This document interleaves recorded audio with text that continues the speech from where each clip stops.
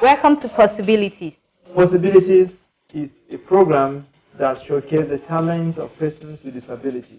It's not the body that does it, but the brain that does it. Possibility. Possibilities. Possibility. Possibilities. Possibility.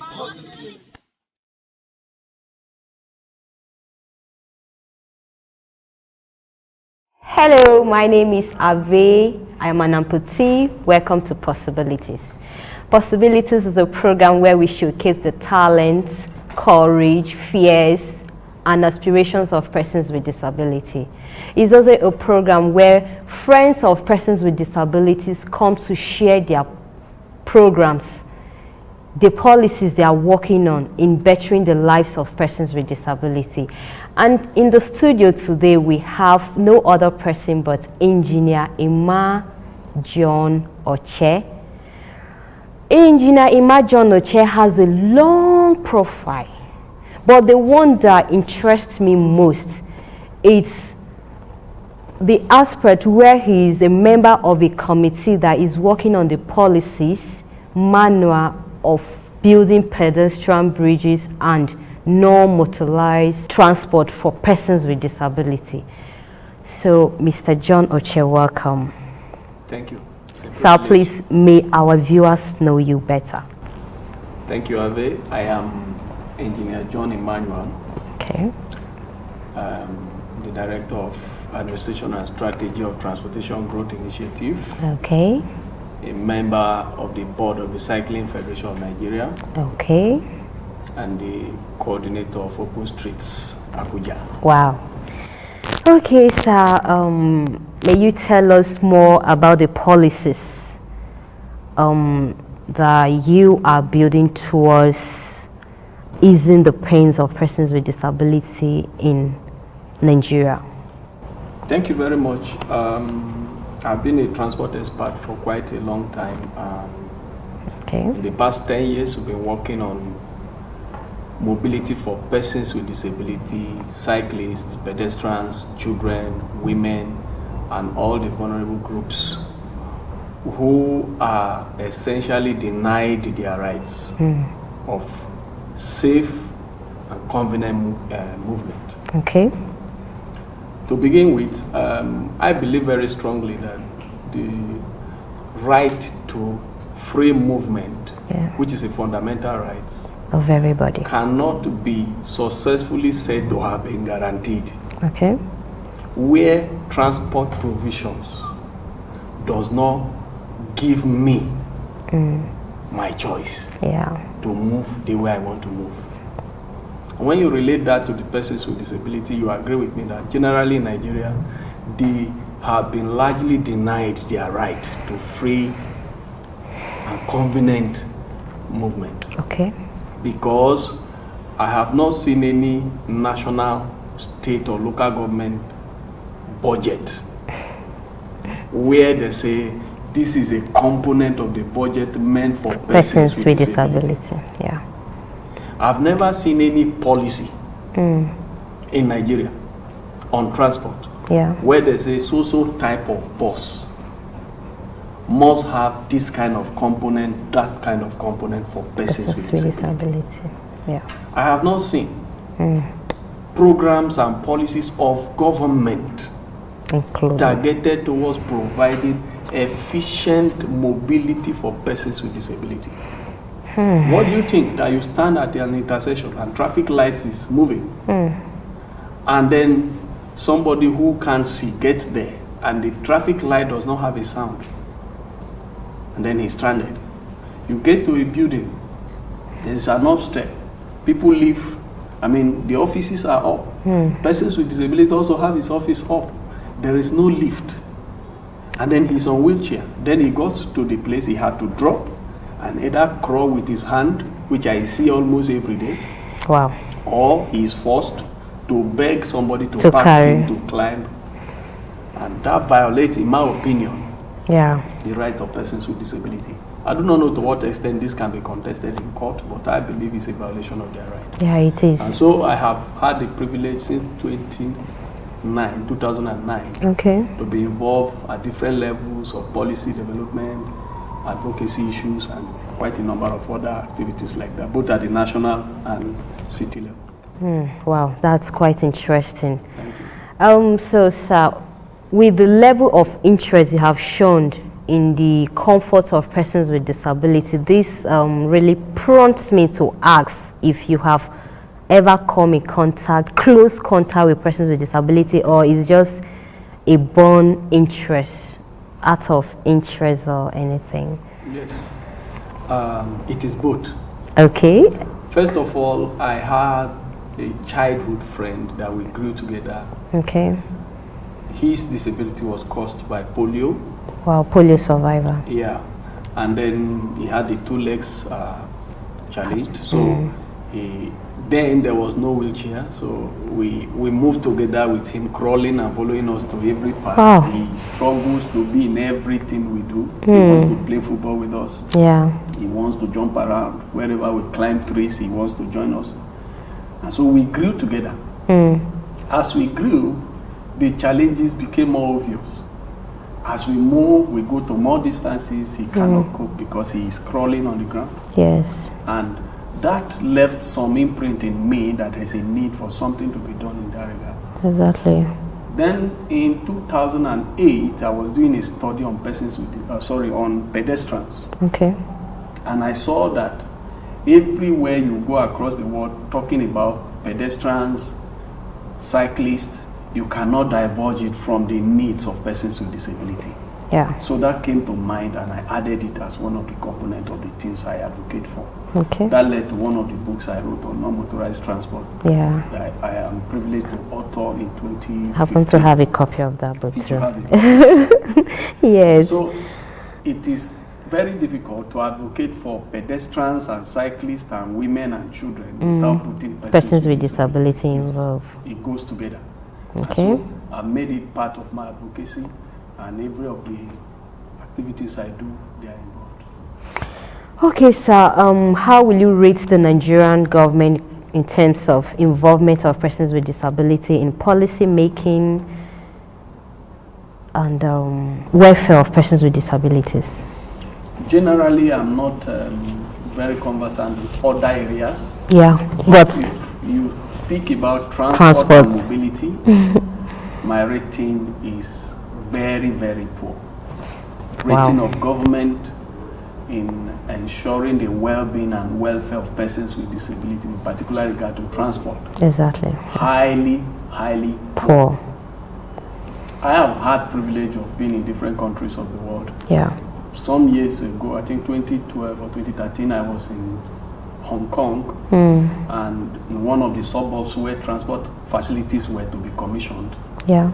It was a necessity in their policy that before, if a road is constructed, persons with disability will be brought, the different categories of persons with disability will be brought to first test the road and see that it conforms to their ability to use it. Okay. Before the road will be commissioned.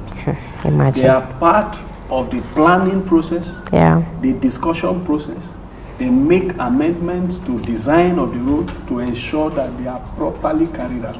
Okay. This is a practice elsewhere. Yeah. But that is completely lacking In Nigeria. in this part of the world. Okay. We can't continue to watch. All right, viewers, let's go for a break. When we're back, Engineer John will tell us more about Open Street Abuja. Thank you.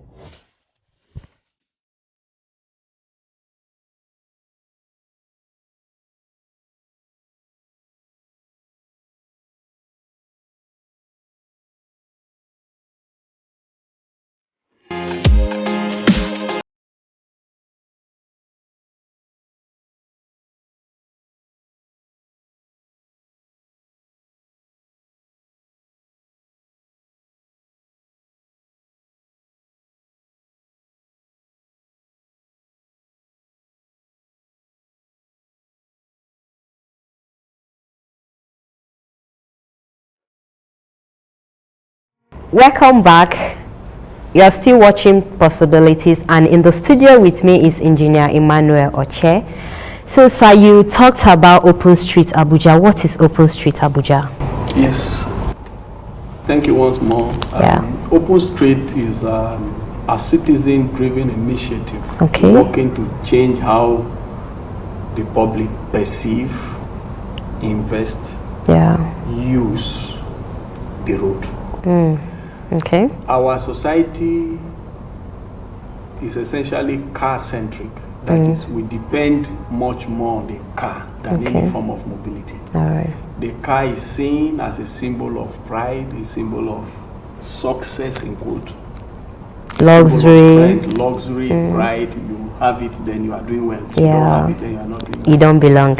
So every young man grows up with the mindset of a car. And once he gets it, he feels excited and he wants to buy the next one. Yeah. In the same way, policies, infrastructure provisions has been centered on the car because the car has been seen as the authority and the everything of transport. Yeah. So roads are designed for the car, traffic lights are designed for the car, everything about transport is about the car. Yeah. Neglecting persons with disability, neglecting pedestrians. In Abuja last year, 10 young people died in traffic within the city center. 10 young, fresh, perhaps one of them would have been president of Nigeria. I mean, In the people nearest below the future. age of 18. The total number for the entire Abuja, perhaps we can't mention them. Yeah, it's true. Highly. Because the road is designed for the car. When you design for the car, people will die. Because the city belongs to the people, not to the car. Okay. Which means mobility should belong to people. Exactly. So we have seen different cities across the world have realized this car-centric mobility system and are doing different initiatives to address it. Okay. So that led to what we call Open Street, which started in the US Okay. several years ago. And it spread from US to Europe and then to Africa. South Africa started it and Nigeria is the second in Africa. Wow. And the whole That's interesting. aim is saying that the road should be a convenient place for everybody to use in urban centers. Okay. Not just the persons who own the car. Okay. That is the target, and we are glad that we had the first one. The which maiden was- edition. It was very successful. Anyway, I happened to be, I attended it and I think You it did was not just interesting. attend, a partner, you are Okay, yeah, I was a partner of the organizers of the program. It was really interesting. I particularly handled the aspects of persons with disability, and I can tell you they were really happy to be part of that. The way you recognize them on that day too, they really felt so happy that wow, something like that is out there for them and they were remembered. Okay, sir, so far, how do you see persons with disability? Do you see them as totally useless people or what? Now, I remember one of the times you and I were talking and I was getting offended the way you were feeling concerned about them. Okay. I feel that they are like me, I am like them. They don't need to be pitied. Yeah, They should be given their right. exactly. Like I challenge sometimes when I saw somebody saying we need to give 30% to women. That's reducing who women are. They should be part of the system, decide everything by themselves. Yeah. It's the same with persons with disability. I have no single disrespect for them because of their disability, because some of them were not disabilities by birth. Exactly. What happened to you didn't happen from birth. It happened along the way. And it could have happened to any other person. Yeah. Last year, my daughter, perhaps I've not shared this with you, my daughter had an accident. Wow. A motorcycle knocked Hard her down right in front of our gate, right in the estate. Yes. And she sustained fracture and was in the hospital for 6 weeks. Wow. Before she recovered, perhaps because of her age, there was no any deformity, but she was in pains for 6 weeks. 6 weeks, yeah. Now, if she becomes perhaps deformed, would that inform me to now begin to see her as something else? No, I wouldn't, because she's part of me. That's all. And that is what persons with disability are. They are like us, we are like them, and we must treat ourselves in equal form. Yeah, sure. So what's a word of encouragement to this group of people in the society? my key word to them is that they should hold their heads High. Wherever persons in quote who are able are going or are doing whatever they are doing, go there and do your own. Demand for your right. Exactly. Don't ask them to pity you. Go there and take your portion, because we all own the city, we all own the money that government have, we all own the policy, Exactly. we own the environment, so we demand everything for ourselves and for every one of us. So what is your parting words to the Nigerian society? The Nigerian society owe it a duty to give persons with disability their place, their rightful place. To operate. Their safe space to operate. Space. Environment to enjoy their life the way others are enjoying. Exactly. And that goes also with investment. Part of the demand of the open street we had was that if you are making budget for the car, make budget for persons with disability. Exactly. And make for pedestrians and make for cyclists, because we all own the society and we all pay taxes that government is using. Exactly. It's our town, it's our city, it's our government, it's our country. So we should enjoy it. Just The enjoy privileges of this country. Exactly. Whether we like it or not, persons with disability are here for stay. You can't send them away because this is their place. And besides, there's a thin line between ability and disability. You never can tell. You leave your home today, wholly body, and the next minute a call is being put across to your family that social person is involved in an accident, and if you are lucky you survive the accident. If you are not lucky, you are gone. So definitely we are here to stay, and there's nothing nobody can do about it. Mr. John, it has been an interesting time to be here with you. We really enjoy your stay with us. So when next is the Open Street Abuja going to take place? Okay, we plan it not to be a one-off event. Okay. We are looking forward to replicating it in different parts of the city until the message sinks to those who should know. Okay. And the public to be aware that the road belongs to all of us, and we need to demand our right to own the road rather than giving the road to the car. Okay. So, in doing that, we plan the next one to hold in Wuse. The first one was in Garki. Okay. Okay. The second one is going to be in Garki. The third one is going to be in Maitama. Wow. And we'll extend it to other cities across the world, across Nigeria. Okay. To ensure that the message is sinking. Yeah. And policies are changing. Different dimensions of activities are being carried along until all of us own the road. All of us can use the road safely, conveniently, and sustainably. Those are our targets. I am really delighted that this program gives this opportunity. Okay. And I'm looking forward to a time where we'll talk more in details as to how persons with disability can go beyond just depending on the bill that has been passed. A bill that placing obvious demand on government. Yeah. To give them what belongs to them. As I told you, the Cycling Federation of Nigeria is working on the direction of cycling. Yeah. We've done quite a study in Abuja, and we are telling the FCT that we have right. Like I said, the right to movement is a fundamental right. And if you deny me my choice of movement, a choice of the mode I want to use, essentially you deny me that right to movement. So the Cycling Federation, as we speak, is working together with other NGOs to see how we place demand on FCT to put bicycle lane on all roads in Abuja. And also involving the buses. The buses, yes. Where a wheelchair person can easily access wheel into a bus without assistance. Without needing to the buildings in the public sectors. Exactly. They should be ramped up. Exactly. We need to ramp up Nigeria. Exactly. Thank you for being on the program. It has been an enlightening movement to have you here. You have really thrown more light on what you and your team are working in terms of mobility for persons with disability.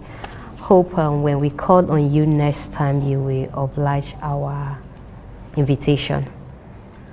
delightsomely I'll be available. Okay, viewers out there, it has been an interesting time with Engineer Emmanuel.